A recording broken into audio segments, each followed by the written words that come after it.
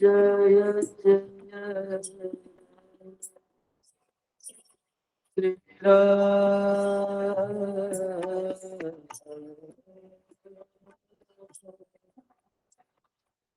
जय राम जय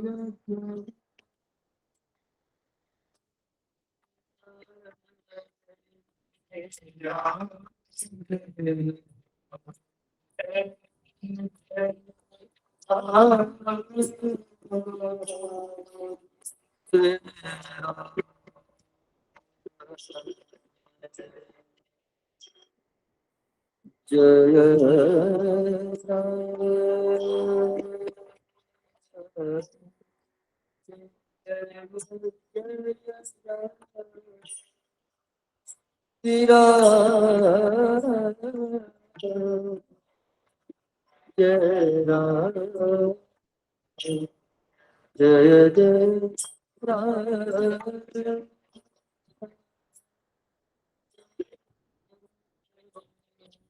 श्री राम जय राम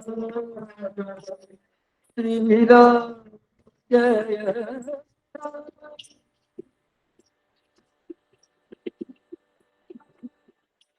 जय राम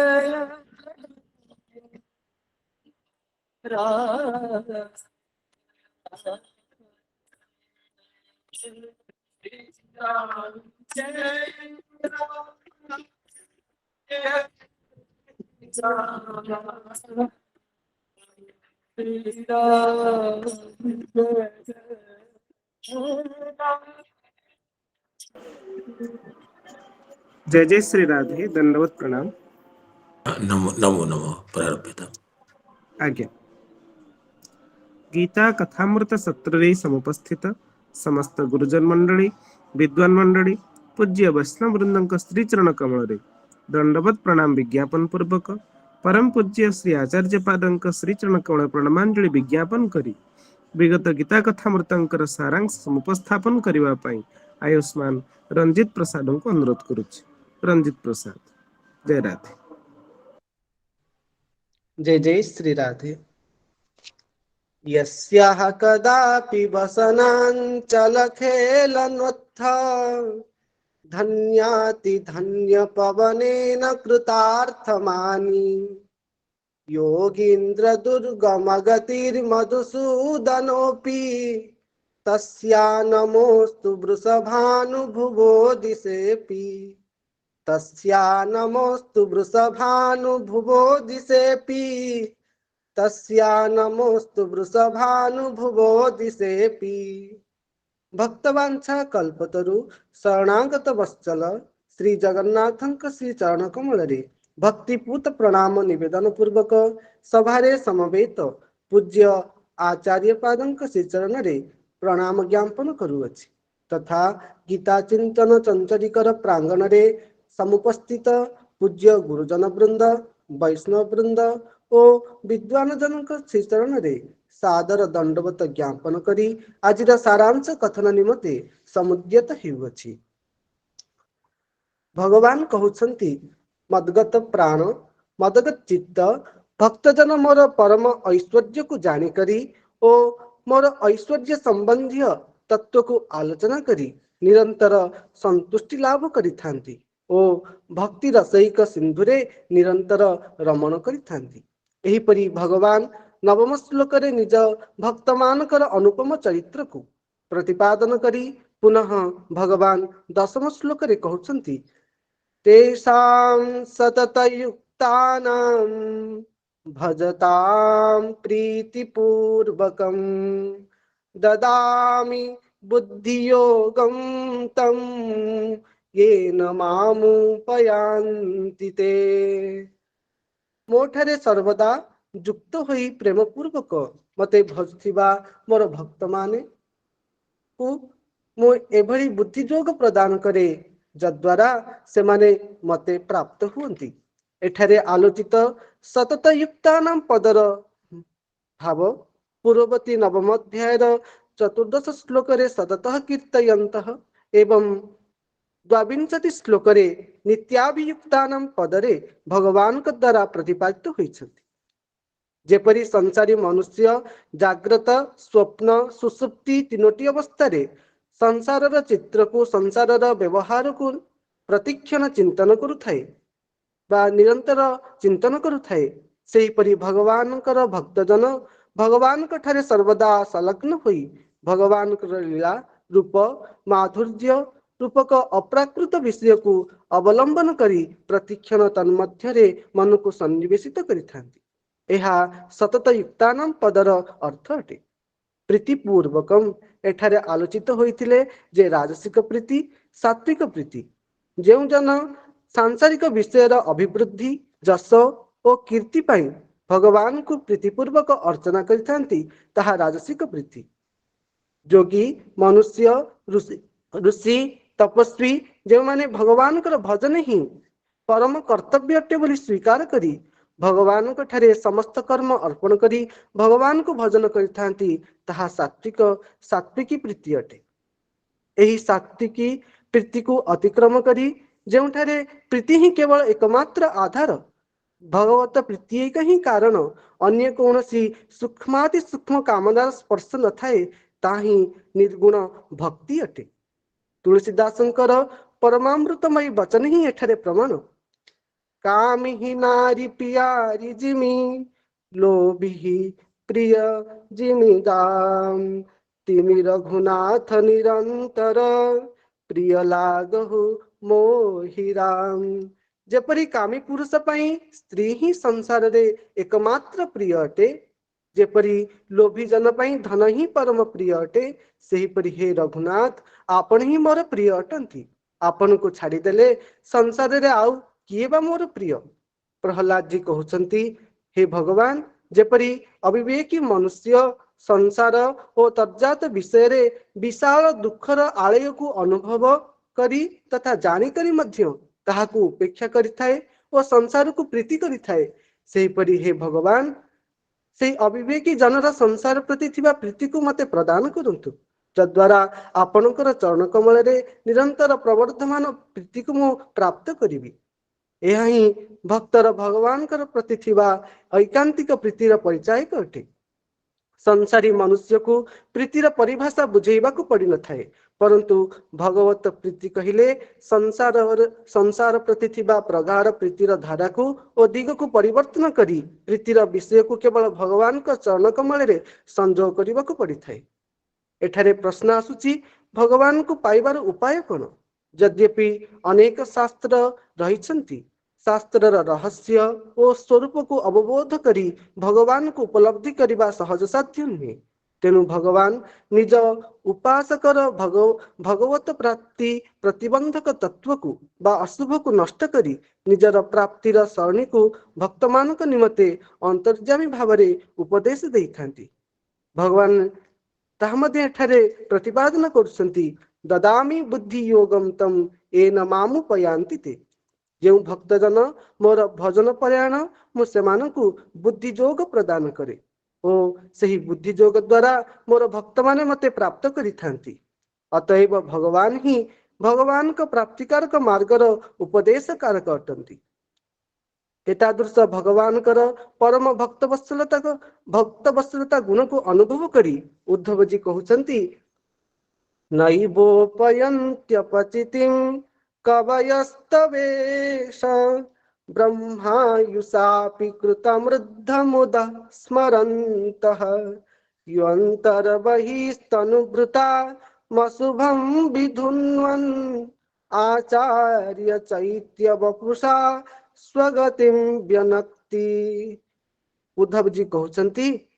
हे भगवान केवल आपणक कृपारु आमको ही देवदुर्लभ मनुष्य शरीर मिली। आपणकर यही अनुकंपा बारंबार स्मरण करी आम हृदय रे परमानंदर बन्या आसी जाउछि। आपणकर कृपा एते असीम जे ताहार परिमाण आमे कल्पना करि पारुना। आमको ब्रह्मांक आयु मिली गले भी आमे आपणक कृपार ऋण सुझी पारिबु नहीं। मनुष्यर भितरे और बाहरे जो अशुभ रूपक मल जमी जाइछि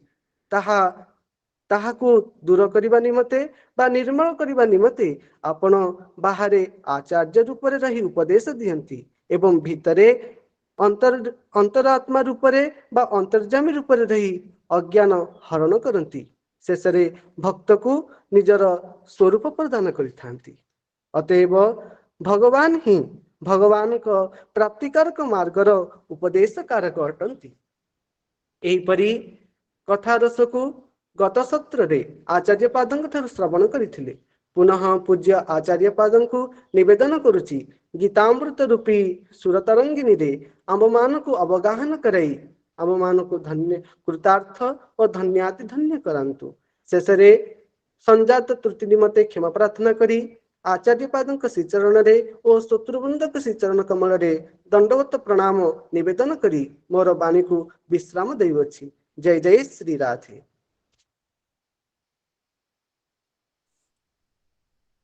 यस्य प्रसादात् भगवत्प्रसादो यस्या प्रसादान्न गति कुतोऽपि ध्यायं स्तुवंस्तस्य यशस्त्रिसन्ध्यम् वन्दे गुरो श्रीचरणारविन्दं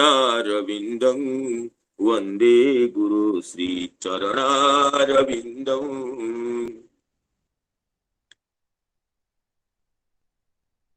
उद्यन्मीरदनील सुन्दरतनुं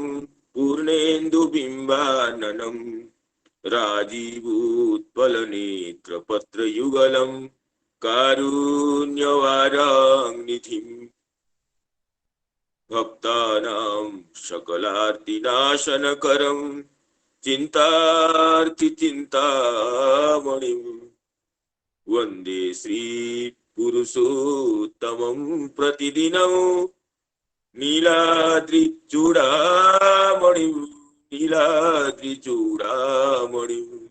आजानुलम्बितभुजौ कनकावदातो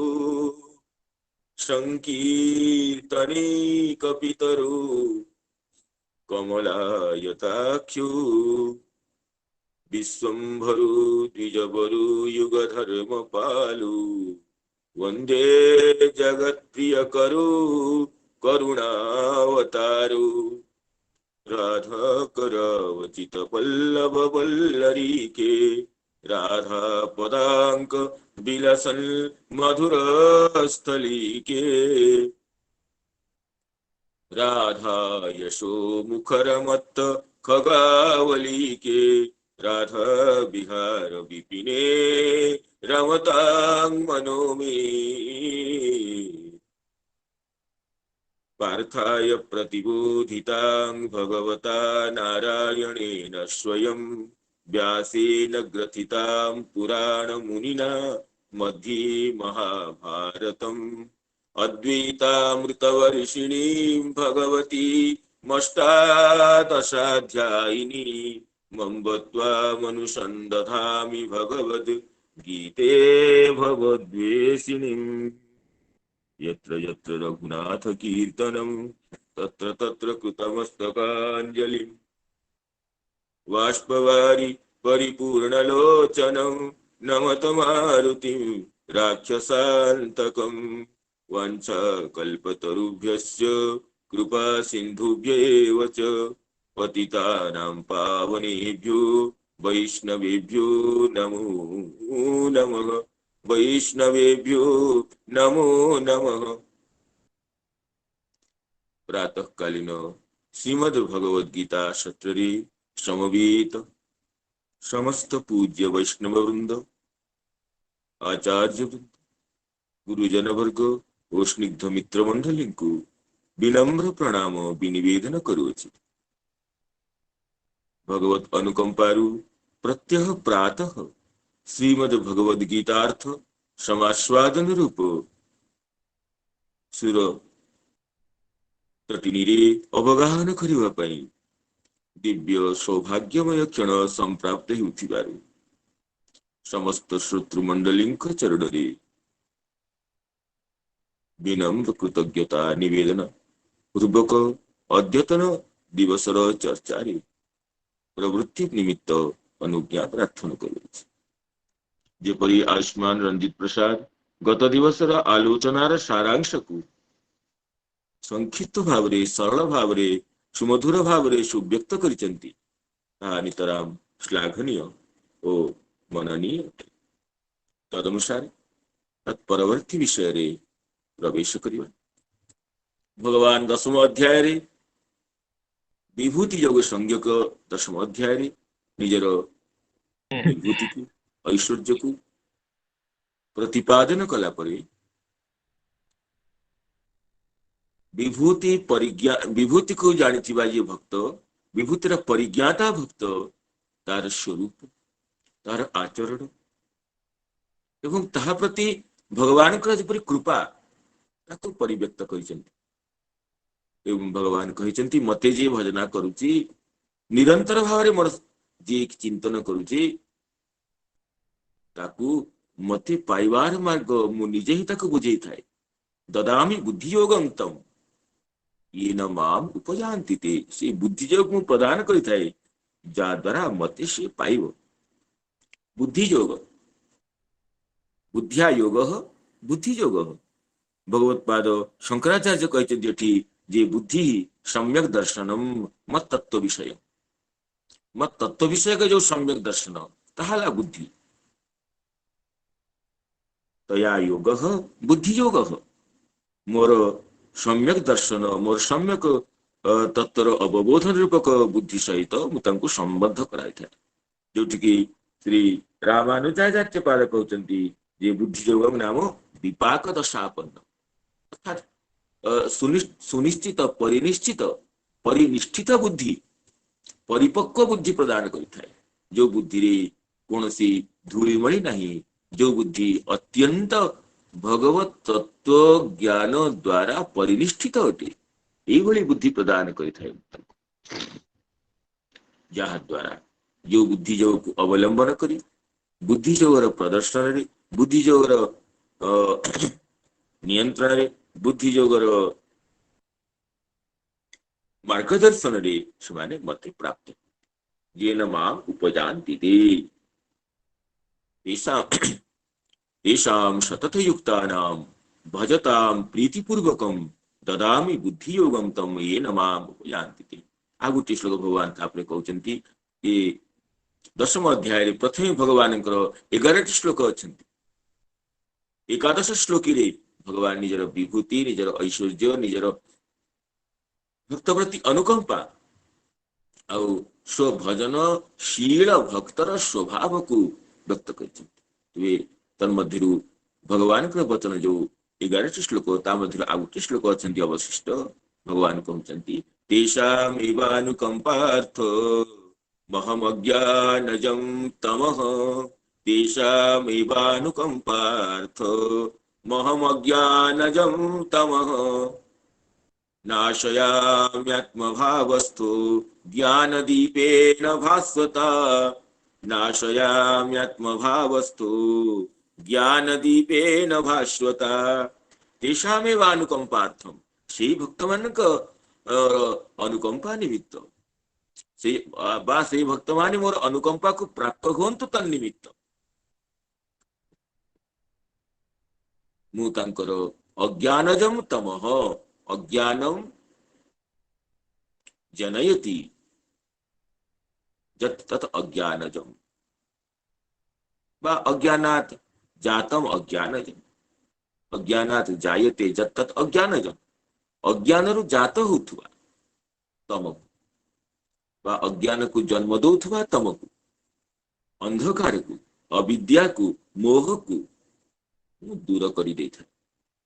अंधकार को दूर कर देता मोहर अज्ञतार बा अविद्यार अन्य स्वरूप को अंधकार से तुलना करा जाए जेपरी अंधकार रे कोनोसी वस्तुर अवलोकन हुए नहीं वस्तु तत्वर आकार परिदर्शन हुए नहीं अंधकार से अज्ञान जनित मोह द्वारा भगवत तत्वर परिस्फुरण हुए नहीं पारमार्थिक मार्गर अवलोकन हुए नहीं तेणु तमह शब्द भगवान व्यक्त कर अज्ञान जम तमह अज्ञान जन्य मोह को दूर करिथाए तमको दूर करिथाए अंधकार को दूर करिया पई कोन आवश्यक आलोकवर्तिका आवश्यक भगवान कहउचंती हाँ मु तांका पई आलोकवर्तिका ने की जाए ज्ञान दीपेन भास्वता तांको ज्ञान प्रदीप मु नहीं करी तांकर हृदय अंधकार को मु दूर कर दिए आत्मभावस्थ तांकर भावस्थ होई करी तांकर हृदयस्थ होई करी तांकर बुद्धिस्थ होई करी भाष्यता अर्थात अत्यंत ज्योतिष्मान प्रदीप अत्यंत प्रभाशील प्रदीप अत्यंत कांतिमय प्रदीप द्वारा ज्ञान प्रदीप द्वारा मुतांकर अज्ञानजं तमः नाशयामि तेषामेवानुकंपार्थ महमज्ञानजं तमः नाशयाम्यात्मभावस्तु ज्ञान दीपेन भास्वता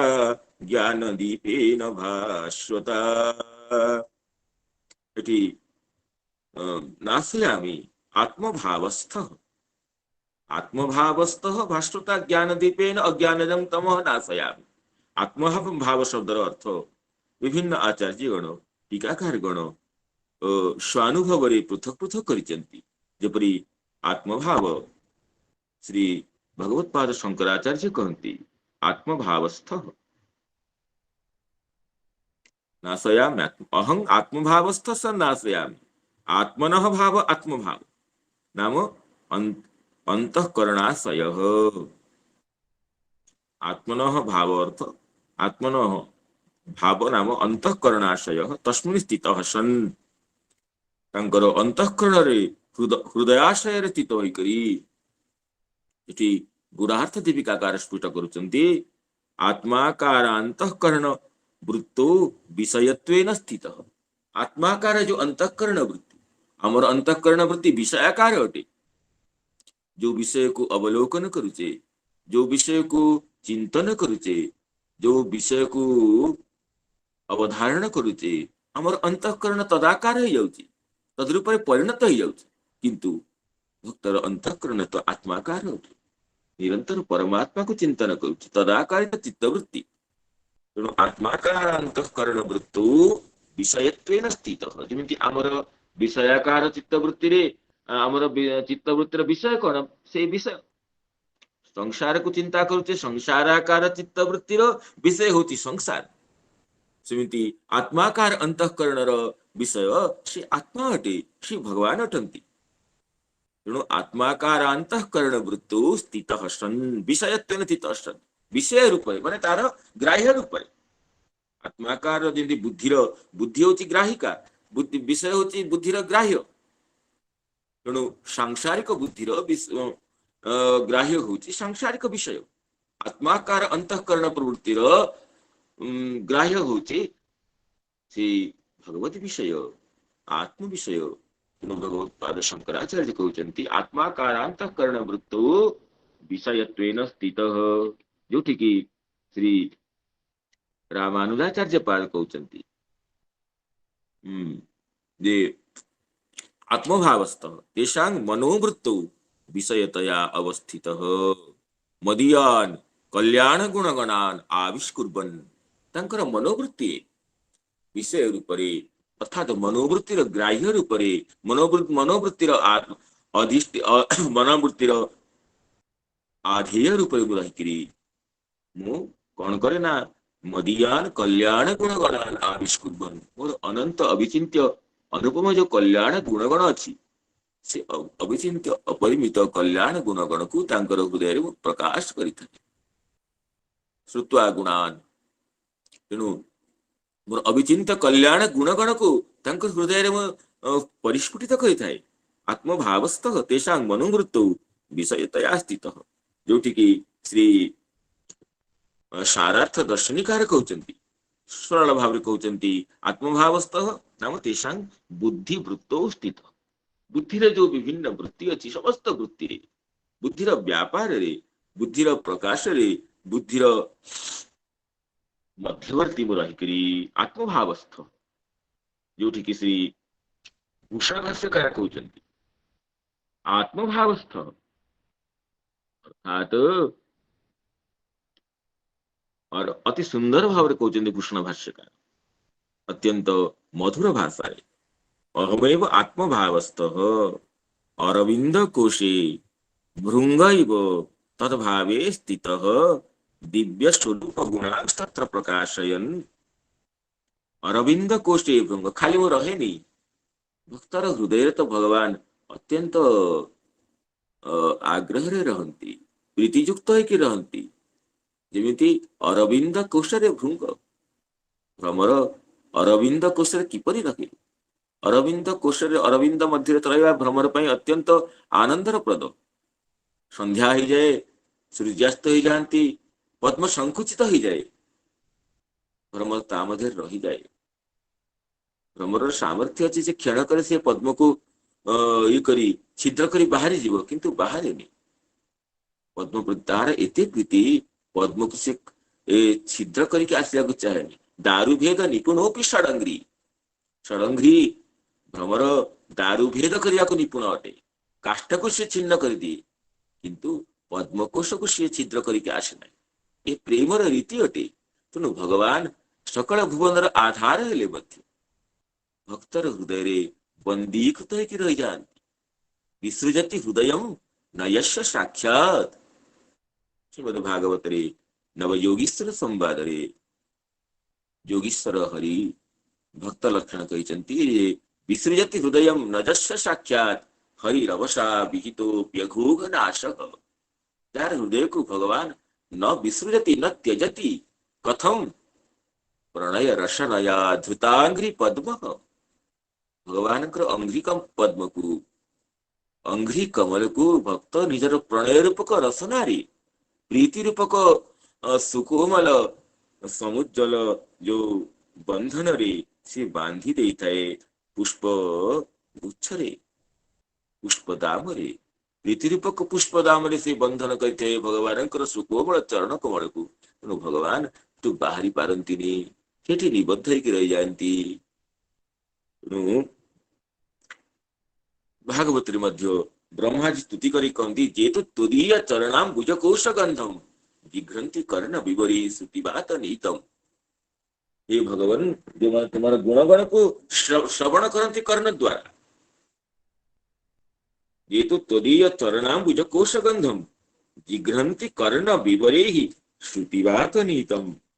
श्रुति रूपक बात द्वारा संप्राप्त आपण चरण कमल को कर्ण विवर द्वारा आघ्राण करती भक्तर तो एकमात्र आधार कर्ण अटे से आघ्राण भी कर कर्ण रे कर्ण विवरे जिघ्रंती भगवान का चरण कमल सौगंध को सी आघ्राण कर नासिकार नहीं कर्ण आघ्राण कर कर्ण द्वारा भगवान सुमधुर कथा तार अंतर प्रविष्ट हम से भगवान चरण कमल सौगंध को सी अनुभव कर भक्त्या गृहीत चरण परया च तेषाम नापैषि नाथ हृदयाम गुरुघात्स पुंसा आपण तार भक्ति द्वारा गृहीत चरण ही जानते गृहीत चरण जस्य नापैषि न बहिर्जाति हृदयाम गुरुघात्स पुंसा आपण निजर भक्त मानकर हृदय कमल बाहरी जानती बाहरी पारती नहीं से प्रीतिर प्रणयर रचनार एपरी से आपन को निबद्ध कर दिए भगवान बाहरती अर्थात प्रीति बसय कि बाहरती सकल भुवन नियंता हेले भक्तर हृदय कमल मध्य नियंत्रित ही जानती बंदीकृत ही जानती अधीनस्थ ही जानती सारा भुवन को जी माया द्वारा अधीनस्थ करती श्री भक्त हृदय कमल अधीन होकर रही जानती अहम भक्त पराधीन कहते भगवान तेणु श्री भूषण भाष्यकार कहले आत्मभावस्थ नाम यदि अरविंद कोशे भृंग इव तद्भावे स्थित दिव्य स्वरूप गुणान प्रकाशय अरविंद कोशरे जमिति भृंग जमिति मधुकर मधुलीट जमिति मधु आस्वादन पूर्वक निमज्जित होकर रही थाए मुसे करी भक्तर भाव रूपक हृदय भाव रूपक कमल रे मुसे रही मोर दिव्य गुण को प्रकाश करी ज्ञान रूपक प्रदीप्त दीप द्वारा तार ज्ञान विरोधी अनादि कर्म रूप अज्ञान जो समस्त तमको नाश करी था ଏହିପରି ଆତ୍ମଭାବସ୍ଥ ଶବ୍ଦର ପ୍ରତ୍ୟେକ ଆଚାର୍ଯ୍ୟ ପୃଥକ ପୃଥକ ଅର୍ଥ କରିଛନ୍ତି। ଆତ୍ମଭାବସ୍ଥ ତାଙ୍କର ବୁଦ୍ଧିବୃତ୍ତିରେ, ତାଙ୍କର ହୃଦୟରେ, ତାଙ୍କର ମଦାକାରିତ ଚିତ୍ତବୃତ୍ତିରେ ବାସ କରିଥାଏ। ଏପରି ତାଙ୍କର ତମହକୁ, ଅଜ୍ଞାନ ତମକୁ ନାଶ କରିଥାଏ, ତମକୁ ନାଶ କରିଥାଏ। ଯାହାକୁ ଭୂଷଣ ଶାସ୍ତ୍ରକାର କହିଲେ ଯେ ନାଶ ଅଜ୍ଞାନଜଂ ତମଃ ନାଶୟାମି। ଅଜ୍ଞାନଜଂ ତମ ଅର୍ଥ ଜ୍ଞାନ ବିରୋଧୀ ଅନାଦି କର୍ମରୂପ ଅଜ୍ଞାନଜଂ। ଜ୍ଞାନର ବିରୋଧୀ ହଉଛି କର୍ମ। ସର୍ବଂ କର୍ମାଖିଳଂ ପାର୍ଥ ଜ୍ଞାନେ ପରିସମାପ୍ୟତେ। କର୍ମର ପରିସମାପ୍ତି ଜ୍ଞାନରେ। କର୍ମ ହିଁ ଜ୍ଞାନର ଶିଖରକୁ ପହଞ୍ଚିବାକୁ ବାଧକ ହେଇଥାଏ। ତେଣୁ ଅନାଦି ଯୋଉ କାଳରେ ଯୋଉ ବିଭିନ୍ନ ଶୁଭାଶୁଭ କର୍ମ ଅଛି, ଶୁଭାଶୁଭ କର୍ମଜନ୍ୟ ଯୋଉ ବିବିଧ ଫଳ ଅଛି, ସେ ତଦ୍ରୂପ ଯୋଉ ଅଜ୍ଞାନ ଯୋଉ ତମକୁ, କଣ ସେଇ ତମ? ଭୂଷଣ ଭାଷ୍ୟକାର କହୁଛନ୍ତି ମଦନ୍ୟ ବିଷୟ ସ୍ପୃହା ରୂପମ ତମ। ଭଗବତ ବ୍ୟତିରିକ୍ତ ଅନ୍ୟ ବସ୍ତୁକୁ ଅଭିଳାଷ କରିବା ହିଁ ତମ। ଭଗବାନଙ୍କ ଛଡା ଅନ୍ୟ ବସ୍ତୁ, ଭଗବାନ ପରମାନନ୍ଦ ଘନ ସଚ୍ଚିଦାନନ୍ଦ ସ୍ୱରୂପ, ତଦ୍ ବ୍ୟତିରିକ୍ତ ଅନ୍ୟ ବସ୍ତୁରେ ଅଭିଳାଷ, ଅନ୍ୟ ସ୍ପୃହା, ତାହା ହିଁ ତମ, ତାହା ହିଁ ଅନ୍ଧକାର, ତାହା ହିଁ ଅବିଦ୍ୟା, ତାହା ହିଁ ମୋହ। ତେଣୁ ମଦନ୍ୟ ସ୍ପୃହା, ମଦନ୍ୟ ବିଷୟ ସ୍ପୃହା ରୂପମ ତମଃ ନାଶୟାମି। ଯୋଉଠିକି ଶ୍ରୀ ରାମାନୁଜାଚାର୍ଯ୍ୟ ପାଦ କହୁଛନ୍ତି ଜ୍ଞାନ ବିରୋଧୀ ପ୍ରାଚୀନ କର୍ମ ରୂପ ଅଜ୍ଞାନଜମ୍। ଏକା କଥା ହିଁ କହୁଛନ୍ତି ରାମାନୁଜାଚାର୍ଯ୍ୟ। ଜ୍ଞାନ ବିରୋଧୀ ପ୍ରାଚୀନ କର୍ମ ରୂପ ଅଜ୍ଞାନ। ଜ୍ଞାନର ବିରୋଧୀ ପ୍ରାଚୀନ କର୍ମ, ପ୍ରାଚୀନ କର୍ମର ଫଳ ରୂପ ଯୋଉ ଅଜ୍ଞାନ, ତର୍ଜନ୍ୟ ମଦ ବ୍ୟତିରିକ୍ତ ବିଷୟ ପ୍ରାବଣ୍ୟ ରୂପମ ପୂର୍ବାଭ୍ୟସ୍ତମ। ପୂର୍ବରୁ ଜନ୍ମ ଜନ୍ମରେ ଆମେ ଅଭ୍ୟାସ କରି ଆସିଛେ ଭଗବାନଙ୍କୁ ଭୁଲିକି ସଂସାରକୁ ଭଲ ପାଇବା, ନିତ୍ୟ ବସ୍ତୁକୁ ଭୁଲି ଅନିତ୍ୟ ବସ୍ତୁରେ ମନୋନିବେଶ କରିବା, ସଚ୍ଚିଦାନନ୍ଦ ପରମାତ୍ମାକୁ ଭୁଲି ଏ ମିଥ୍ୟା ମୋହ ପୂର୍ଣ୍ଣ ସଂସାରରେ ଆସକ୍ତ ହେବା ଆମର ପୂର୍ବାଭ୍ୟସ୍ତ ଅଟେ। ତେଣୁ ପ୍ରାଚୀନ ଅଜ୍ଞାନ ବିରୋଧୀ ପ୍ରାଚୀନ କର୍ମ ରୂପ ଅଜ୍ଞାନଜମ ମଦ ବ୍ୟତିରିକ୍ତ ବିଷୟ ପ୍ରାବଣ୍ୟ ରୂପମ ପୂର୍ବାଭ୍ୟସ୍ତମ। ମଦ ବ୍ୟତିରିକ୍ତ ଯୋଉ ବିଷୟରେ ପ୍ରବଣତା, ଭଗବତ ବ୍ୟତିରିକ୍ତ ସଂସାର ବିଷୟରେ ଯୋଉ ପ୍ରାବଣ୍ୟ ପ୍ରବଣତା, ତଦ୍ରୂପ ପୂର୍ବାଭ୍ୟସ୍ତ ଅଜ୍ଞାନକୁ, ଅନ୍ଧକାରକୁ, ଅଜ୍ଞାନଜନ୍ୟ ଅନ୍ଧକାରକୁ ମୁଁ ନଷ୍ଟ କରିଥାଏ। ଯୋଉଠିକି ଭଗବତ ପାଦ ଶଙ୍କରାଚାର୍ଯ୍ୟ କହୁଛନ୍ତି ମୁଁ ସେଇ ଅଜ୍ଞାନଜମ୍ ନାମ ଅବିବେକତଃ ଜାତମ୍। ଅବିବେକରୁ ଜାତ ହେଇଛି ଏ ମୋହ। ମିଥ୍ୟା ପ୍ରତ୍ୟୟ ଲକ୍ଷଣ ମୋହାନ୍ଧକାର ନାଶୟ। ମିଥ୍ୟା ପ୍ରତ୍ୟୟ, ମିଥ୍ୟା ପ୍ରତୀତି।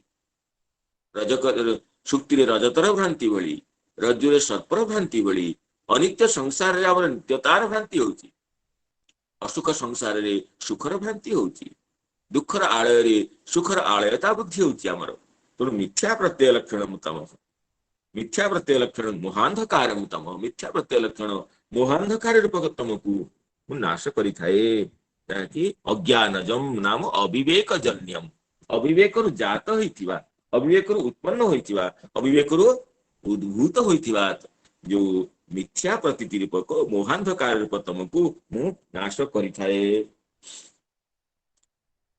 ଏହିପରି ଭାବରେ ବିଭିନ୍ନ ଟୀକାକାରଗଣ ଅଜ୍ଞାନଜମ୍ ତମଃ ଶବ୍ଦର ଅର୍ଥ କରିଥାଏ। ଯେ ଅଜ୍ଞାନଜ ତମକୁ ନାଶ କରିଥାଏ। ତେଣୁ ନାଶ କୋଉ ରୂପରେ କରିଥାଏ? ମୁଁ କାହା ଦ୍ୱାରା? ଜ୍ଞାନ ଦୀପେନ ଭାସ୍ୱତା। ଜ୍ଞାନ ଦୀପେନ, ଜ୍ଞାନ ରୂପକ ପ୍ରଦୀପ ଦ୍ୱାରା, ଜ୍ଞାନ ରୂପକ ଦୀପ ଦ୍ୱାରା। ଜ୍ଞାନମେବ ଦୀପ, ଦୀପୟତି ଦୀପ, ଯିଏ ପ୍ରକାଶିତ କରେ ସେ ଦୀପ। ଆମେ ଜାଣିଛେ କେତେ କେତେ ଅନ୍ଧକାର ଥିବ, ଶହ ଶହ ବର୍ଷ ଅନ୍ଧକାର ଥିବ, ଯଦି ଦୀପ ଶିଖା ପହଞ୍ଚିବ ଗୋଟିଏ ମୁହୂର୍ତ୍ତରେ ସମସ୍ତ ଅନ୍ଧକାର ନଷ୍ଟ ହେଇଯିବ। ନୁହେଁ କି ବହୁତ ଦିନ ଅନ୍ଧକାରକୁ ଦୂର କରିବା ପାଇଁ ଦୀପକୁ ବହୁତ ସମୟ ଲାଗିବ। ଅନ୍ଧକାର କେତେ ପ୍ରାଚୀନ ହଉ, କେତେ ନିବିଡ଼ ହଉ, କେତେ ଘନୀଭୂତ ହଉ, ଦୀପ ଶିଖାର ସଂସ୍ପର୍ଶ ମାତ୍ରରେ ସମସ୍ତ ଅନ୍ଧକାର କ୍ଷଣକରେ ବିଦୂରିତ ହେଇଥାଏ। ଜନ୍ମ ଜନ୍ମର ଅନ୍ଧକାରକୁ, ଜନ୍ମ ଜନ୍ମର ଅଜ୍ଞାନକୁ ଭଗବାନ ସେ ଜ୍ଞାନ ଦ୍ୱାରା, ଦିବ୍ୟ ଜ୍ଞାନ ଦ୍ୱାରା, ବୁଦ୍ଧି ଯୋଗ ଦ୍ୱାରା ବିନଷ୍ଟ କରିଦିଅନ୍ତି। ତେଣୁ କହିଲେ ज्ञान दीपेन भास्वता नाशया ज्ञान प्रदीप को मु आनिक पहुंचे थाए ताको प्रयास करिया पड़ेनी ताको आलोचना करिया आगे आमी तेणु ज्ञान दीपेन भास्वता तेबे ज्ञान को जो एठी दीप बोली कहाई भगवत गीतार ज्ञान को विभिन्न रूप में उपमित कराई भगवत गीतार ज्ञान को तुलना अनेक रूप में प्रथमतः जे भगवान कहते मझे जे अपि चेदसि पापेभ्यः सर्वेभ्यः पापकृत्तमः सर्वं ज्ञान प्लवेनैव वृजिनं संतरिष्यसि। अर्जुन तुम्हें विचलित हो नहीं अपि चेदसि पापेभ्यः सर्वेभ्यः पापकृत्तम जे तुम्हें समस्त पापी मध्य बड़ पापी अट भयभीत हो नहीं मुझे पापी केमिति मोर पाप को उत्तीर्ण भी पाप पारावार को रूप में उत्तीर्ण भी चिंता कर नहीं सर्वम ज्ञान प्लवेन ज्ञानमेव प्लव ज्ञान को भगवान प्लव सहित तुलना कर प्लव नौका नौकार बसी पड़े आउ चिंता करिया पड़ेनी नदी केते गभीर अच्छी नदी केते सुगभीर हो नौकार बसीचे यदि नाविक यदि दक्ष अच्छी से अवश्य आमको नहीं पर पार पहुंची दब सेमती ज्ञान से प्लव अटे जो ज्ञान प्लव पशि पड़े समस्त पाप पाप रूपक पाराभार को से पार करके नहीं हमको अपर पारी पहुंचे दब अपि चेदसि पापेभ्यः सर्वेभ्यः पापकृत्तमः सर्वेभ्यः पापेभ्यः सर्वेभ्यः पापीभ्यः एठी पाप सहित पापी को तादात्म्य करके अभेतर कहाई पापं अस्य अस्ति पापः अर्षादिभ्य अच प्रत्यय पाप सहित पापी को तादात्म्य करके भगवान कहते इससे पापाकार भी हो जाए अपि चेदसि पापेभ्यः सर्वेभ्यः पापकृत्तमः सर्वं ज्ञान प्लवेनैव वृजिनं संतरिष्यसि तुम्हें वृजिन को नाम पाप रूपक पारावार को तुम्हें तरीब चिंता कर नहीं एटी भगवान ज्ञान को प्लव रूप में कहले अन्यत्र भगवान ज्ञान से गीता रे ही कहते ज्ञान को अग्नि बोली मध्य कहते ज्ञानाग्नि सर्वकर्माणि भस्मसात् कुरुते अर्जुन ज्ञान अग्नि अटे अग्नि अनंत काष्ठ को ढेर ढेर जीव काठ थी समिधा बहुत थी किंतु अग्नि को समय लगे ना भस्मीभूत कर तेणु अत्यंत सुविपुलीकृत काष्ठ राशि को भस्म करने को जमी अग्नि गोटे क्षण आवश्यक कि समय आवश्यक आम भाव ना ये विशाल काष्ठ राशि केतवे दग्धीभूत हम कि अग्नि सुप्रज्वलित हम से अति लघुभूत समय समस्त काष्ठ राशि को समस्त विशाल काष्ठ राशि को सी परिदग्ध कर ज्ञानाग्नि सर्वकर्माणि भस्मसात् कुरुते अर्जुन अर्जुन ज्ञान भली पवित्र किसी ना जो ज्ञान रूपक अग्नि हृदय प्रज्वलित हम जन्म जन्मांतर कर्म जो फल अच्छी शुभाशुभ फल अच्छी से शुभाशुभ कर्म फल अच्छी सबू सी क्षण करे नष्ट करदेव ज्ञानाग्नि सर्वकर्माणि भस्मसात् कुरुते जो भगवान ज्ञान को अग्नि रूप में कहले पूर्व प्लव रूप में कहते प्लव रूप अग्नि और प्लव कौन भेद आसला ना अग्नि रूप यदि दग्ध कर ज्ञान ज्ञान अज्ञान को तेरे जो अग्नि दग्ध कर ताप लगे क्षण करते किंतु अग्नि पाखे थिले हृदय ज्ञानाग्नि प्रज्वलित हम पापराशि दग्धीभूत हम किंचित तापर संस्पर्श हो पाए किंतु प्लव बसी पड़े आउ से ताप आस बर नौकार बसिक जो विहार करने जाऊ नदी में आमको आनंद लगी तेणु केतवे ज्ञान अग्नि रूप प्रज्वलित ही पाप को विनाश करे अज्ञान को नष्ट करे तो केतवे ज्ञान प्लव रूप होकरी नौका रूप होकरी से पाप पारावार उद्धार करके नहीं जाए से भक्त सर्वं ज्ञान प्लवेनैव वृजिनं संतरिष्यसि और ज्ञानाग्नि सर्वकर्माणि भस्मसात् कुरुते अर्जुन ज्ञान रूपक अग्नि समस्त कर्म को भस्मसात् करते बोली भगवान को पुणी भगवान आउठी कहि अन्यत्र कहिसंती जे अर्जुन व्यग्र शीघ्र शीघ्र उठ तस्माद् अज्ञान संभूतम पृष्ठम ज्ञानासीनात्मनः चित्तेन संशय योगम आतिष्ठोत्तिष्ठ भारत ये भगवान ज्ञान को अस्थि रूप में कहते ज्ञान रूपक खड्ग द्वारा कौन कर तुम्हें ना यही संशय रूपक जो तुम कालीमा संशय रूपक जो एठी जो अर्गल अच्छी ताको छिन्न कर दियो भिन्न कर दियो तस्मात् अज्ञान संभूतम सुस्थं ज्ञानासीनात्मनः चित्तेन संशयम योगम आतिष्ठोत्तिष्ठ भारत। अज्ञान संभूत जो आवरण अच्छी अज्ञान संभूत जो कपाट अच्छी जो अर्गल अच्छी ताको तुम्हें ज्ञान रूपक असी द्वारा ज्ञान रूपक खड्ग द्वारा शीघ्र ताको भिन्न कर दियो। एठी ज्ञान भगवान असी रूप कही असी माने खड्ग खड्ग द्वारा मध्य नष्ट हो आवरण अज्ञान कपाट को सी विदीर्ण करी सी प्रकाशमय स्थान को जीव किंतु खड्ग खड्ग रूप हेले कौन हम ना निजर टी परिश्रम आवश्यक खड्ग तो नष्ट करदेव क्षण कर सब छिन्न भिन्न करदेव समस्त आवरण को किंतु निजर किसी परिश्रम आवश्यक निजर साधन आवश्यक ज्ञान असी रूप हम से ज्ञान असी को निजे धारण करी साधक को से अज्ञान रूपक कपाट को अज्ञान रूपक आवरण को भिन्न करिया पड़े जहाँ भगवान ज्ञान को असी रूप बोली कहले तस्मात् अज्ञान संभूतम पृष्ठम ज्ञानासीनात्मनः चित्तेन संशयं योग मातिष्ठो तिष्ठ भारत। अज्ञान विनाश पाई गोटी ज्ञानर अज्ञान को उत्तीर्ण हेबा पाई अज्ञान को पार पाइबा पाई गोटी भगवान ज्ञान को अग्नि बोली कहले तो कोटी प्लव बोली कहले तो कोटी अशी बोली कहले अज्ञानर ज्ञान कौन करे अज्ञान तो उद्धार करे एवं खाली अज्ञान उद्धार करे तत्व वस्तुर प्रकाश कराए तत्व वस्तुर परिस्फुरण कराए सूर्य अंधकार को दूर करती घटपट आदि वस्तु को प्रकाश करती सूर्य दीटा मुख्य वृत्ति अंधकार विनाशकत्व और वस्तु प्रकाश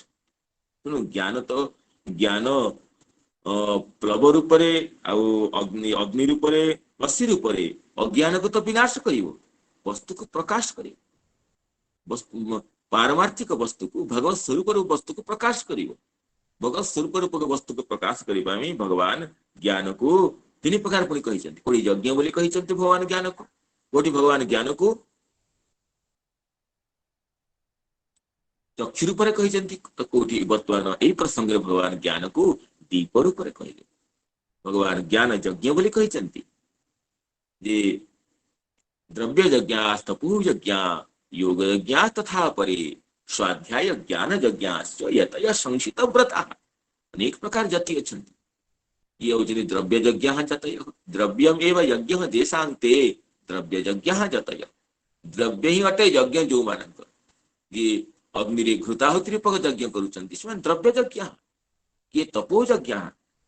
तपस्या ही जो मानक यज्ञ अटे माने पूजा यजन साधन अटे इज्जते जेन सह यज्ञ जहाँ द्वारा भगवान को यजन कर सी यज्ञ तेणु सी हूँ द्रव्य यज्ञ तपो यज्ञ योग यज्ञ योग यज्ञ येषाम ते योग यज्ञ योग को ही जो माने यज्ञ रूप स्वीकार कर योग को ही जो माने परमात्मा उपासना रूप स्वीकार कर योग यज्ञ जतय और स्वाध्याय ज्ञान यज्ञ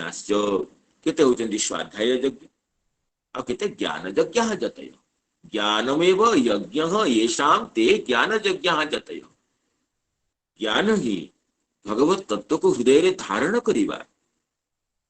तुम पदार्थ को और तत्पदार्थ को पर जो तद विषय को समुचित ज्ञान को हृदय रे धारण करिबा यज्ञ अटे एभଳି जाति माने अछंती भगवान कहले ज्ञान को यज्ञ रूप माने उपासनार साधन रूप करे भगवत तत्व को अनुभव करिवार माध्यम रूप भगवत गीतार अंतिम भगवान को निजे कहते जे ए भगवत गीता को जो माने अध्ययन करिवे तांको द्वारा मु ज्ञान यज्ञ रे समर्चित हेबी अध्यस्यते चजैवम धर्म्यम संवादमावयो ज्ञान यज्ञेन तेनाहम इष्टस्याम इति मे मतिः केवल भगवत गीता को अध्ययन कले ही गला भगवान को अर्थ नहीं गला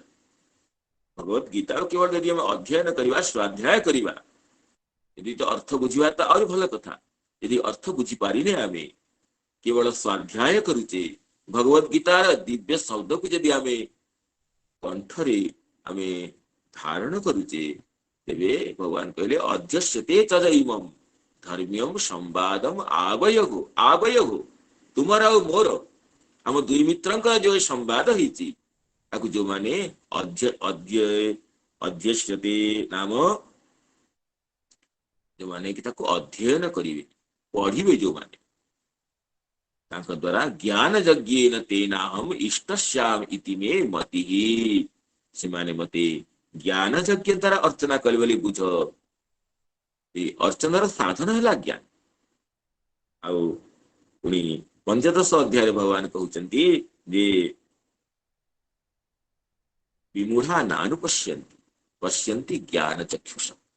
ज्ञान को चक्षु रूप कहले ज्ञान को प्लव रूप कहे शुणिले आम ज्ञानर अग्निपत्त शुणिले ज्ञानर अशिरूपत्व शुणिले सब गीतार भगवान कहे आउ ज्ञान को यज्ञ बोली कहले आउ ज्ञान को एटी कहले चक्षुष उत्क्रामंतं तितं वापि भुञ्जानं वा गुणान्वितं विमूढ़ा नानु पश्यन्ति पश्यन्ति ज्ञान चक्षुष आत्मा गोटे शरीर अन्य शरीर किपरि जाउची कौन से वैज्ञानिक गवेषणागार रे गवेषणा करी जानी हबन उत्क्रामंतं स्थितं वापि आत्मा शरीर रु किमि जाउची शरीरांतर को बा किमि शरीर रे अछि भुञ्जानं वा गुणान्वितं बा किपरि आत्मा शरीर भीतर रही करी गुण संस्पर्श रे विषय भोग करुची ये विमूढ़ा नानु पश्यन्ति कौन से मूढ़ व्यक्ति आध्यात्म ज्ञान रहित व्यक्ति केतेबेले मध्य जानी परिबो नहीं बहुत प्रयास कले ये जानिबो ना पश्यन्ति ज्ञान चक्षुष जो मन पई ज्ञान ही चक्षु अटे ये जो चक्षु ये तो चर्म चक्षु अटे यार तो जरा काल आसिले ये थरे केते रोग चक्षु रोग आसिबो अंधता तो आसी अछि आम दूर वस्तु को देखि पारने एतिकी सीमा चक्षुर सीमा अछि किंतु जो ज्ञानमेव चक्षु जेषां ते ज्ञान चक्षुषः ज्ञान ही अटे चक्षु जो मान ज्ञान ही जो मानकर दर्शन साधन अटे से माने ज्ञान चक्षुषः से माने ज्ञान रूपक चक्षु को साधन करिकरी ये आत्म तत्व को अनुभव करिथांती दर्शन करिथांती एटी भगवान ज्ञान को चक्षु रूप रे कहले कारण चक्षु द्वारा हम दर्शन दिताय एपरि ज्ञान रो पांच प्रकार उपमा सुनिल षष्ठ एटी कहउछन्ति भगवान जे नाशयाम्यात्म भावस्थो ज्ञान दीपेन भास्वता तेषामेवानुकंपार्थ महमज्ञानजं तमः नाशयाम्यात्म भावस्थो ज्ञान दीपेन भास्वता ज्ञान रूपक प्रदीप द्वारा भास्वता नाम ज्योतिष्मान कांतिमय प्रदीप द्वारा मुतांकर हृदयर अज्ञान को अंधकार को दूर करि दैथाए आ भगवान निजे आको दूर करूचंती एको भक्त प्रयास करी करू ये प्रदीप प्रज्वलित है भगवान प्रदीप को पहुंचौचंती ये प्रदीपर स्वरूप को भगवत पाद शंकराचार्य ज्ञान प्रदीप प्रदीप रे कोन आवश्यक तैला घृत आवश्यक वर्तिका बत्ती आवश्यक आउ गोटे दीप आवश्यक आउ वायु रहित स्थान आवश्यक पूरा वायु रहित हेले हबनी किसी वायु भी आवश्यक कारण वायु तो अग्निजात होईची तेणु ये जो प्रदीपर स्वरूप को भगवत पाद शंकराचार्य इस श्लोक व्याख्या अति सुंदर भाव कहते चर्चा न कले अधूरा रही आम चर्चा तेणु भगवत पाद शंकराचार्य कहते जो ज्ञान प्रदीप है ये ज्ञान प्रदीपर घृत किए ना शंकराचार्य बात कहते भक्ति प्रसाद स्नेहाभिषिक्तेन भक्तिर जो प्रसाद भक्तिजन्य जो प्रसाद सी हूँ स्नेह स्नेह माने तैल घृत इत्यादि चिकण जो वस्तु तार ना स्नेह ता द्वारा अभिषिक्तेन भक्ति प्रसाद स्नेहाभिषिक्तेन जेंति आमे लोकरे बत्ती जल दीप जळैबा एटी कोन आवश्यक सेठी एटी तैल बा घृत आवश्यक ए जो ज्ञान प्रदीप को किए जळैबो घृत किए भक्ति प्रसाद स्नेहाभिषिक्तेन भक्ति रुजात जो प्रसाद गुण सी हूँ स्नेह सी हूँ घृत ता द्वारा अभिषिक्त ता द्वारा पूरा जे बुड़िक थिबो भक्ति प्रसाद जात हबो प्रसादे सर्व दुखानाम हानिरस्योपजायते प्रसन्न चेतसो ह्यासु बुद्धि पर्यवतिष्ठते प्रसाद गुण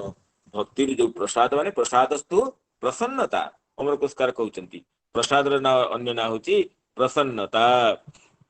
ए कोटु जात होईची भक्ति प्रसाद स्नेहाभिषिक्तेन भक्ति रो जात जो प्रसाद माने जो प्रसन्नता परिपूर्णता जो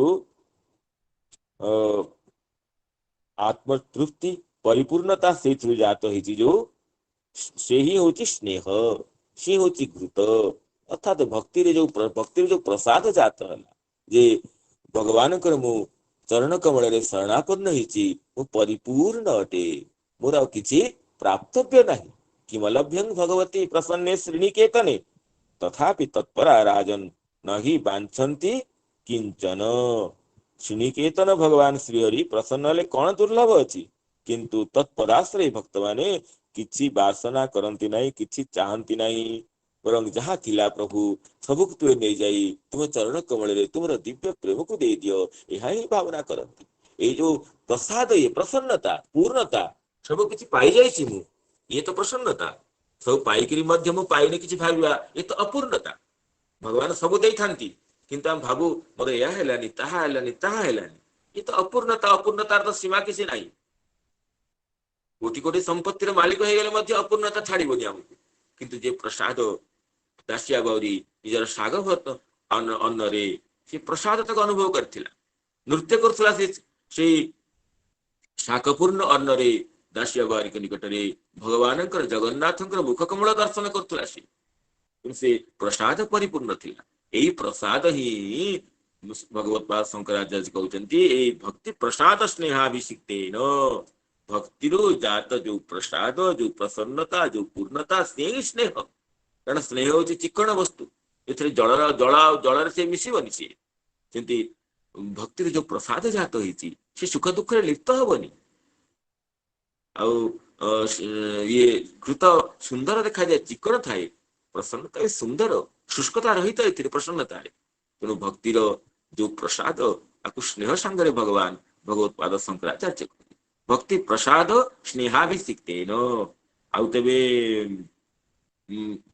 दीप पाई कौन आवश्यक अल्प पवन आवश्यक पूरा जदि पवन घोड़े दबा आमे दीप जलिबनी तेबे एठी बात किए पवन किए मद भावनाभिनिवेश बातेरितेन बोले मोर भावना जो अभिनिवेश मते जो निरंतर भक्त चिंतन करुची यही होची बात सूक्ष्म पवन जो सूक्ष्म पवन रे अग्नि दीप शिखा प्रज्वलित हब मद भावना अभिनिवेश बातेरितेन मद भावना रे जो अभिनिवेश से बात ता द्वारा ईरितेन नाम प्रेरितेन प्रज्वलितेन तेणु भक्ति प्रसाद स्नेहाभिषिक्तेन मद भावनाभिनिवेश बातेरितेन आउ तेबे मुख्य गला दीप पई तो बत्ती आवश्यक घृत थिबो वायु थिबो बत्ती नाही जदि केमथि हबो बत्ती एक को बत्ती ना प्रज्ञावर्तिना कुप्रज्ञा ब्रह्मचर्यादि साधन संस्कारवत प्रज्ञावर्तिना ब्रह्मचर्यादि साधन संस्कार रु जात है साधन संस्कार विशिष्ट जो प्रज्ञा जो मनीषा जो बुद्धि सी होची एठी वर्ती वर्तिका माने बत्ती ए बत्ती रे ए जो ज्ञान प्रदीप प्रकाशित हबो ब्रह्मचर्यादि साधन संस्कारवत प्रज्ञावर्तिना भक्ति प्रसाद स्नेहाभिषिक्तेन मद भावनाभिनिवेश बातेरितेन ब्रह्मचर्यादि साधन संस्कारवत प्रज्ञावर्तिना तेबे बत्ती मध्य हो घी मध्य रहिबो आउ बात मध्य रहिबो जदि दीप नाही जालिबो कोथरे कि ये जदि माटी दीप आवश्यक माटीर जो आधार दीप हम जलैबा ना प्रदीप को दीप किए ना विरक्तांतःकरण आधारेण सब विषय विरक्त ब्रह्म पदरु मध्य विरक्त जो अंतःकरण से अंतःकरण ही होची यार प्रदीप दीप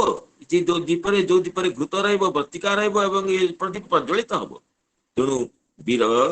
कौन ना विरक्तांतःकरण आधारेण विरक्त अंतःकरण होची जो दीप पई आधार जोटी कि आमे घृत देकी बत्ती रखी कि दीप को प्रज्वलित करिबा सब रहिबो यदि बहुत पवन बताओ दीप को घोड़ेया पड़िबो आमे देखु जे दीप को आमे अखंड दीप लागे दीप को आमे घोड़े दो तो संस्कृत कहती ये बात अपवारक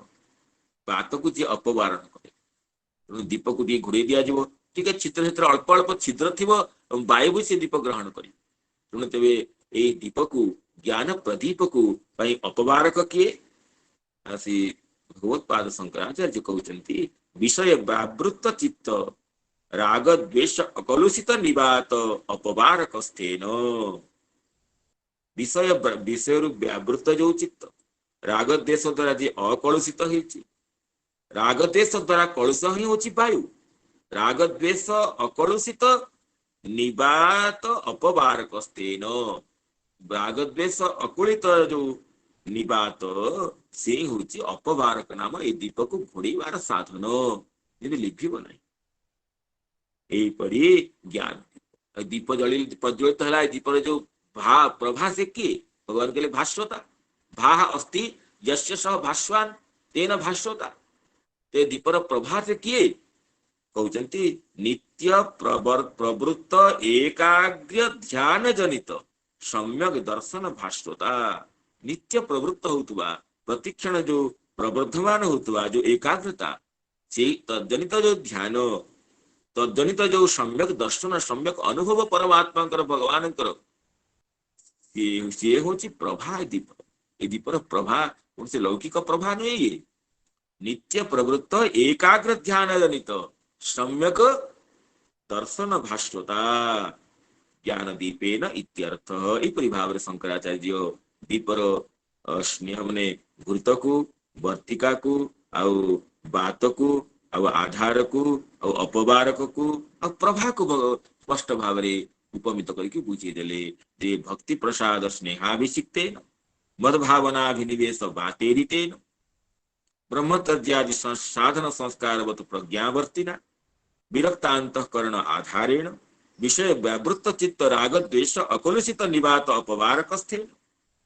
नित्य प्रवृत्त एकाग्र ध्यान जनित सम्यक दर्शन भास्वता ज्ञान दीपेन इत्यर्थ। एभलिया ज्ञान प्रदीप द्वारा मुतांकर चित्तर अज्ञान को दूर करिथाए। अज्ञान जं तमः नाशयामि, अज्ञान जो तमक मु नाश करिथाए। तेषामेवानुकंपार्थ महमज्ञानजं तमः अहमज्ञानजं तमः नाशयाम्यात्म भावस्थो ज्ञानदीपेन भास्वता ज्ञानदीपेन भास्वता। तेणु या पई ताकू प्रयास करिया पड़ी थाए नहीं जे कहते श्रीमद भागवत रे जे ए भक्त को ज्ञान तेणु भक्त को अज्ञान दूर करने प्रयास करिया पड़ेनि। भगवान निजे ज्ञान दीपक उज्ज्वल ज्ञान प्रदीप नहीं कि आसंती तार हृदय अंधकार को दूर कर दियंती। तेणु ब्रह्मा जी स्तुति कर चतुर्दश अध्याय कहते भक्त ज्ञान पर प्रयास करिया पड़े ना। ज्ञाने प्रयासं उदपास्य ज्ञानी प्रयास मुदपास्य नमन्त एव जीवन्ति सन्मुखरिता भवदीय वार्तां स्थाने स्थिता श्रुतिगतां तनुवाङ् मनोभिः जिप्रायसु जितोप्यसिते स्त्रीलोक्यां। ज्ञान पाई प्रयास न करी केवल आपणकर साधु मानकर चरण कमल अवस्थान करी मुख सरोज निर्गत कथा सुधा को पान करी जो माने जीवन धारण करती हे प्रभु से माने समस्त दिव्य ज्ञान को प्राप्त होती एवं केवल ताहा केवल नुहे आपण अजित है कि मध्य तांक द्वारा पराजित ही जाए। यही भाव में श्लोकर आम जो सारार्थ वर्ष टीकार पंक्ति पाठ करके आलोचना तो समय हो जाइए आम आगामी दिवस करवा। संजात त्रुटि विच्युति प्रमाद आदि दोष पर क्षमा प्रार्थना करुचे। निजर वाणी को उपसंहार करने पूर्व आम आयुष्मान रूपेश प्रसाद को अनुरोध करुचे जो विशिष्ट की सूचना किसी अच्छी आमर जो चलती ऑनलाइन कार्यक्रम ये आमर गूगल मीट चलता जहाँकि परिवर्तित होकर जूम करवा जो किसी सूचना अच्छी विशेष सूचना ताको आयुष्मान रूपेश प्रसाद प्रदान करेंगे मुझे अनुरोध करुचे सी प्रदान करंतु समस्त सुधी शत्रुमंडली चरण कमल विनम्र प्रणाम सहित निजर वाणी को उपसंहार करुची। जय जगन्नाथ, जय भगवती गीता माता की जय। रूपेश जी आज्ञा बड़ा आचार्य प्रणाम। नमो नमो नमो। सभी रूपेश जी तो सूचना दियो। आज्ञा सबु संत मानक वैष्णव मानक एवं से आचार्य चरण कमल दंडवत प्रणाम निवेदन करुची। आज पर्यंत जो प्रातः कालीन 5:30 रु 6:30 जाए श्री गीता कथा रसामृत श्री गीता चिंतन चंचरिका ग्रुप रे जो गूगल मीट रो लिंक जाउथला से सब भक्त माने जॉइन करुथुले एवं ସେଇଥିରେ ହିଁ କଥା ଶ୍ରବଣ ଚାଲିଥିଲେ। କିଛି ଟେକ୍ନିକାଲ ଅସୁବିଧା କାରଣରୁ ଗୁଗଲ ମିଟ୍ ର ପ୍ଲାଟଫର୍ମ କୁ ଆମେ ଚେଞ୍ଜ କରିକି ଏବେ ଆଗାମୀ କାଲିଠୁ ପ୍ରୟାସ କରାହଉଛି ଆଗାମୀ କାଲି ହିଁ ଭୋର 5:30 6:30 ଯୋଉ ଭଗବତ ଗୀତାଙ୍କ କଥା ହେବେ ସିଏ ଜୁମ ରେ ହେବେ। ଏବଂ ଆପଣ ସମସ୍ତଙ୍କୁ ଅନୁରୋଧ ଅଛି ଯେ ଜୁମ ଆପ୍ ଟାକୁ ପ୍ଲେ ଷ୍ଟୋର ରୁ ଡାଉନଲୋଡ କରିଦିଅନ୍ତୁ ଏବଂ ସେଇଥିରେ ଯେମିତି ଗୁଗଲ ମିଟ ର ଗୋଟେ ଲିଙ୍କ ଯାଉଛି ଗ୍ରୁପ ରେ ସେଇପରି ହିଁ ଗୋଟେ ଜୁମ ର ଲିଙ୍କ ଯିବ।